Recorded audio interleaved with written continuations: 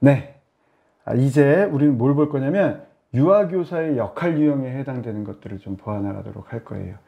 유아교사의 역할을 규정해 주는 학자로 유명한 사람들이 몇 사람 있어요. 첫 번째 사라초, 두 번째 캐츠. 물론 다른 사람들도 있지만 또 개인 유형으로 알아둬야 되는 사람이 브래드 캠퍼, 로즈 그란트, 이렇게 보시면 되겠습니다.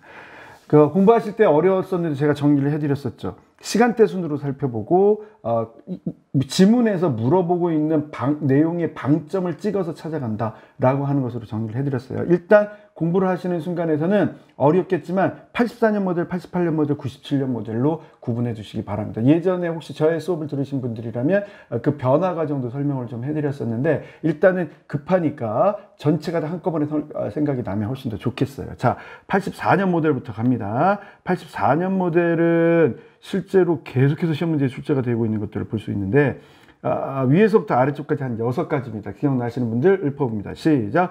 진단자, 교육과정 설계자, 교수 조직자, 학습 지도자, 상담자 및 조언자, 의사결정자로 들어갈 수 있겠습니다. 진단자에 해당되는 내용들은 결국에는 초기의 능력 수준을 평가하는 거예요. 이 진단자는 88년 모델까지는 진행이 되다가 그 다음에는 교육과정 설계자 안으로 들어옵니다. 물론 위에 교육과정 설계자라고 하는 게 무엇을 뜻합니까? 주어진 대로 교육하는 것이 아니라 만들어가는 교육과정, 교육이라고 하는 것으로 볼 수 있겠고, 지역사회에서 중요시하는 것뿐만 아니라 유아교육의 이론과 실제에 맞는 걸 교사가 개발해낸다라고 하는 점에 초점이 있습니다. 그럼 이것과 교수 조직자는 어떤 점에서 차이가 있습니까? 만약에 지문에서 이게 뜨면 활동의 조직과 유용한 자원의 탐색, 우리로 얘기하면 지역자원 인사 아니면 현장 학습에 관련되어 있는 곳을 어디로 갈 것인가를 탐색해 본다든가 아니면 도서관에 관련된 걸 이용을 할 것이냐 이런 것들을 본다든가 하는 이 모든 것들은 다 84년 모델에 의하면 뭐라고 규정할 수 있겠어요? 사라초의 교수 조직자에 의한 것으로 얘기를 할 수 있어요. 자, 당시에 얘기했었던 학습 지도자의 역할은 뭐냐? 대표적인 표현으로 얘기를 할 수 있었던 게 좋은 학습 환경, 인적, 물적 환경으로서의 학습 환경이 무엇이 될 것이냐를 얘기를 했었고요. 그 다음에 실제로 생활 지도자는 사라초 모델에서는 나중에 가도 그렇게 뜨지가 않아요. 보시는 바와 같이. 결국에는 어떻게 하게 되느냐. 상담자 및 조언자 안에서 설명을 좀 하거든요. 가르치는 일뿐만 아니라 정서적으로 지지해주는 보호자의 역할을 하는 것까지 보아나가는 것 얘기할 수 있겠습니다. 다음은 의사결정자에 관련되어 있는 얘기를 좀 해나갈 거예요. 이게 이제 사실은 융통성을 가진 교육과정 운영을 얘기할 때 많이 들어가는 그런 형태의 내용이라고 보실 수가 있겠는데요. 보시면 즉각적인 결정, 대안의 계획, 선택, 수립 등의 반영적 결정을 내려나가는 형태 등을 말한다. 이렇게 보시면 되겠습니다. 88년 모델은 좀 더 간단하게 다시 재정리를 했어요. 그래서 진단자는 진단자로 그대로 내려오고요. 교육과정 설계자는 교육과정 설계자로 그대로 내려오고, 그 다음에 교수 조직자 그대로 내려오고, 상담자 및 조언자 안에서 설명을 좀 하게 되는 과정으로 볼 수 있습니다. 그런데 이제 97년 모델로 가면 교수 조직자나 아니면 학습 지도자 이런 역할들을 하는 사람들이, 학습 지도자 이런 역할을 하는 사람들이 어디로 발전하게 되느냐, 요거 잘 봐주셔야 돼요. 일과 계획 및 수행자라고 하는 것으로 가게 되더라. 교육과정 설계자와 어떤 점에서 차이가 있습니까? 물론 교수 조직자의 일부분에 대한 내용이 교육과정 설계자 안으로 들어가기도 해요. 이렇게 융통성을 발휘하고 교육과정 내용을 통합적으로 조직한다라는 얘기로. 그런데 일과 계획 수행자는, 일과 계획 및 수행자는 하루의 일에 관련되어 있는 부분에 초점이 있는 거예요. 특히 행동, 단위 활동 안에서 행동, 활동의 융통성과 다양성을 체계적이고 균형 잡힌 일과 계획 안에서 따진다라고 하는 말이 나오게 될 거예요. 그때 또 중요하게 따지는 문제가 뭐가 있느냐? 개인 차이와 흥미를 반영한다. 또 한 가지 중요하게 따지는 게 뭐가 있느냐? 바로 이 부분이에요. 하루 일과를 평가. 요건 요즘 굉장히 중요하게 생각하는 형태의 내용이라고 보실 수가 있습니다. 그 다음 추가가 되어서 우리가 주목해 줘야 되는 게 뭐가 있냐면 바로 이 현장 연구자에 대한 얘기입니다. 현장 연구자, 요거 이제 우리가 실천적 지식이라든가 이런 얘기 하면서 꼭 다뤘던 형태의 내용들이죠. 교수 실제에 대한 연구를 수행할 수 있는 전문가로 인정되는 걸 말한다. 반성적인 실천가로서 나오는 것들을 말한다. 여기에 현장을 기초로 연구함으로써 새로운 이론 및 활동을 현장에 적용하고 현장의 실태 및 문제를 파악함으로써 현장 개선을 하기 위해서 노력한다. 이런 형태로 나오게 되는 거란 말이죠. 또 하나 있어요. 그러니까 동료와의 협력자나 뭐 이런 형태의 내용들 우리나라에서 재해석되는 교육과정에 있었던 걸로 재해석되는 것이고, 원래 얘기는 행정업무 및 관리자라고 하는 것으로 얘기가 되었었습니다. 원화 모집에 대한 계획과 실행, 각종 기록과 교직원 문서에 대한 기록 보관, 그 다음에 영양의 보장과 영양 교육에 해당되는 형태의 얘기들, 실내외 설비의 안정성에 대한 일상적인 점검에 관련된 얘기들, 그 다음에 요거 유치원 내에서의 조직 문화, 그다음에 그다음에 서로 간의 어떤 분위기, 이런 것들을 따질 때 쓰는 얘기가 바로 행정업무 및 관리자입니다. 일단 크게 다루어서 이 정도로 정리가 되었던 형태의 내용입니다. 97년 모델 5가지 읊어봅니다. 시작! 교육과정 설계자, 일가계획 수행자, 상담 및 지원자, 현장 연구자, 그리고 행정업무 및 관리자, 이런 형태로 보시고, 반드시 사례 안에서 비슷한 류의 것을 뭐를 얘기를 했는지 표시를 해나가면서 풀어나가실 바래요. 자, 여기까지 얘기를 했고, 자, 이제는 조금 여유 있게 보십니다. 캐치는 다음과 같은 3가지 아시는 분들은 한번 읊어보세요. 시작! 모친 치료 교수 모형, 모친 안전하고 편안한 생활, 치료 모형, 감정의 표현, 긴장의 해소, 내적 갈등의 해결, 이런 얘기 나오면 치료 모형.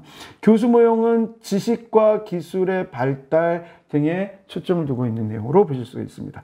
자, 스포덱갑니다. 3가지. 시작! 양육, 교수, 관련적 역할. 교수의 역할 아래 앞에서 봤었던 거에 한 3가지가 포함돼요. 뭐가 포함되냐면 사라초 얘기 중에서 교육과정 설계자, 교수, 조직자, 진단자에 대한 역할이 포함이 됩니다. 특히 스포덱에서는 시험 문제로 줄 수 있는 것 중에 하나가 이 양육 역할이라고 할 수가 있겠어요. 물론 행정 업무 및 관리자로서 관련적 역할들도 보실 수는 있으나 최근 교육과정에 관련된 부분에서 이 케어링에 관련된 부분을 상당히 중요하게 생각을 한다, 이렇게 보시면 되겠고, 자, 여기 나오는 거는 일반적인 교사의 역할이라고 해서 어디 나와 있는 거냐? 2007년 개정교육과정에 해당되는 것에서 포함이 되어 있는 것들을 볼 수가 있습니다. 여기 요 새로운 것들을 확인해 봅니다. 생활지도자 들어가 있고, 자, 빠졌었던 의사결정자를 다시 살려냈죠.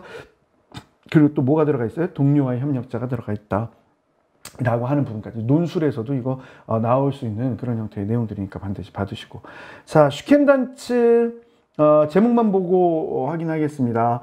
계획자, 조직자, 평가자, 지식 전달자, 의사결정자.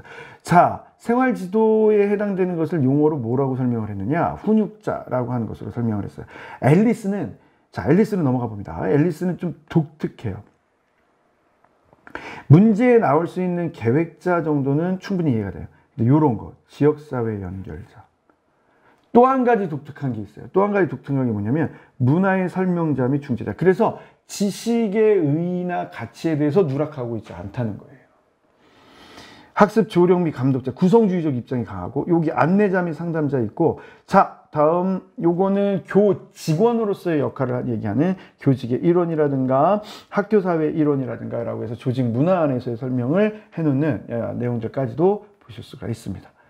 자, 잘론과 아이젠버그 등에 해당되는 건 여러분들이 좀 보시기를 청합니다. 반성적 사고를 위한 실천인, 요게 조금 독특한 형태의 내용이긴 해요. 윤리아들의 권리 용어자 정도, 학습 촉진자, 학습 환경의 구성자, 교육과정 개발자, 교육활동 계획자, 평가자, 이런 거는 위에서 많이 봤던 거고, 요거 하나 알아두시고, 역할 모델 또 하나 알아두시고, 부모교육자, 이건 이제 부모교육과 연관해서 확인해 주시면 되겠고, 그 다음 성장하는 전문인이라고 하는 형태의 개념으로도 하나 더 확인해 주시면 좀 유리하겠습니다.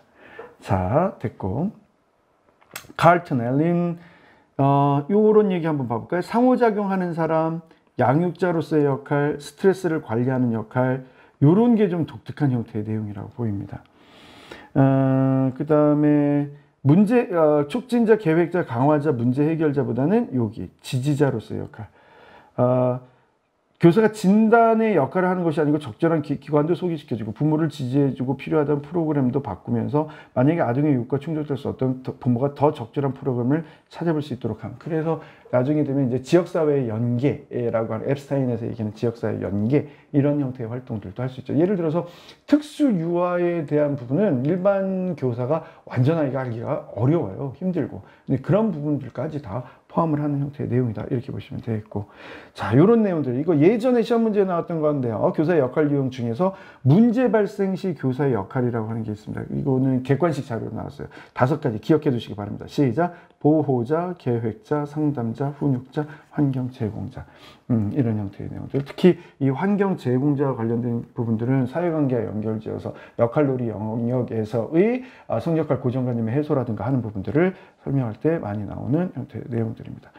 자, 브래드 캠파 로즈 그란트의 교수 행동 연속체 읊어보도록 합니다. 총 인정하기부터 시작해서 지도하기까지 내용들이 나와 있는데 기억나는 거 위에서부터 시도해 보도록 하죠. 시작. 첫 번째 인정하기, 다음 모범 보이기, 세 번째 촉진하기, 네 번째 지원하기, 다섯 번째 지지하기, 그리고 함께 구성하기가 있겠고, 다음에 시범 보이기, 지도하기라고 하는 것으로 정리가 될 수 있습니다. 인정하기라고 하는 것, 이 부분이 포인트죠. 긍정적인 격려를 해줄 수 있겠다.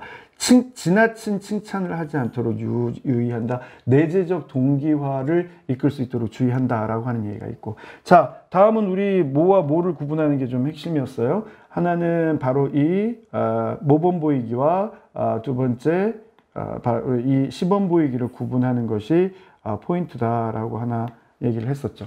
모범 보이기나 시범 보이기, 하나는 모델링, 하나는 시범 보이기는 데몬스트레이팅. 모델링은 가치 쪽에 좀 더 초점이 있고 가치와 태도 쪽에, 시범 보이기는 기술적인 실천적 기술적인 부분에 더 초점이 들어가 있더라. 그래서 보다 잠재적 교육과정 쪽으로 초점을 두고 있는 게 모범 보이기, 시범 보이기의 경우에 있어서는 어떤 특정한 행동의 형성을 교사가 몸으로 보여주면서 나타나도록 하는 그런 형태라고 보실 수가 있겠습니다. 그런 쪽으로 가시면 되겠고, 가장 쉬운 걸로 볼 수 있는 게 함께 구성하기 정도, 그래서 예를 들면 공동놀이자와 같은 비슷한 형태의 역할들을 봤었던 걸 볼 수 있겠고요. 지도하기 정도 들어가면서 시범 보이기가 안 되었을 때 교사의 행동을 관찰하는, 그래도 여러 번 연습을 했는데도 불구하고 안 됐을 때 뭐라고 하는 걸 말하는 거냐? 직접 지도하는 걸 말하는 거다. 여기까지 정리를 했습니다. 자, 사실은 가장 힘들고 어려운 게 어느 부분이냐? 이 세 가지입니다. 촉진하기, 지원하기, 지지하기, 이 부분입니다. 자, 이 부분에 대한 얘기를 좀 할 건데, 촉진하기에 해당되는 것은 뒷부분에서 많이 나오지만 어디에 초점을 둔다? 질문에 초점을 둔다. 지원과 지지는 사실은 크게 구분하지 않는 책들도 있어요. 그럼에도 불구하고 뭔가 나타난다면 도움을 주기는 하는데, 지원하기는 환경적 자기의 양의 변화, 다시 말해서 도움의 수준을 조금씩 페이딩 하면서 필요할 때는 더 주고 덜 주고를 해나갈 수 있는 형태의 얘기들을 말하는 것이고, 지지하기의 경우에 있어서는 더 높은 수준으로 도전의 기회를 마련하게 주게 된다. 그래서 자기 동기화에 의해서 스스로 더 높은 수준의 것을, 난이도를 높이는 것을 해나가는 것을 말할 수 있겠다. 여기까지 얘기를 할 수가 있겠어요. 이 부분까지 정리를 해두시면 교수행동 연속체 브래드 캠퍼와 로즈 그란트에 관련되어 있는 얘기까지 얼추 정리가 되었다고 볼 수 있겠습니다. 자, 여기까지 해서 그러면 두 번째 파트까지 마무리 짓는 걸로 하겠습니다.